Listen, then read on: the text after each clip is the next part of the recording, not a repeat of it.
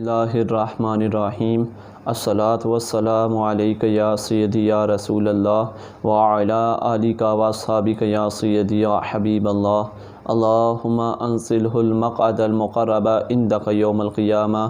آج میں آپ کو بتاؤں گا جوتے پہننے کی سنتیں۔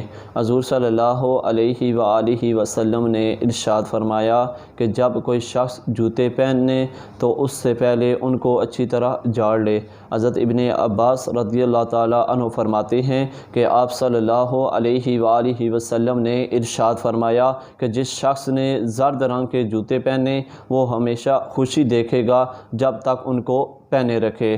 حضور صلی اللہ علیہ وآلہ وسلم نے اس کو ناپسند فرمایا ہے کہ کسی شخص کا آدھا پاؤں جوتے کے اندر ہو اور آدھا پاؤں جوتے کے باہر ہو۔ حضرت جابر رضی اللہ تعالیٰ عنہ فرماتے ہیں کہ آپ صلی اللہ علیہ وآلہ وسلم نے منع فرمایا ہے کہ کوئی شخص کھڑے ہو کر جوتے پہنے۔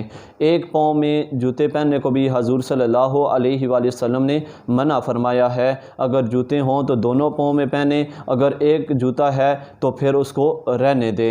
حضور صلی اللہ علیہ وآلہ وسلم کی سنت کے خلاف یہ عمل ہے کہ عادتاً ننگے پاؤں چلنا، یعنی ننگے پاؤں چلنے کو عادت بنا لینا، اس سے بھی حضور صلی اللہ علیہ وآلہ وسلم نے منع فرمایا ہے۔ اللہ تعالیٰ کی بارگاہ میں دعا ہے کہ اللہ تعالیٰ ہم سب کو سنت طریقے کے ساتھ جوتے پہننے کی توفیق عطا فرمائے۔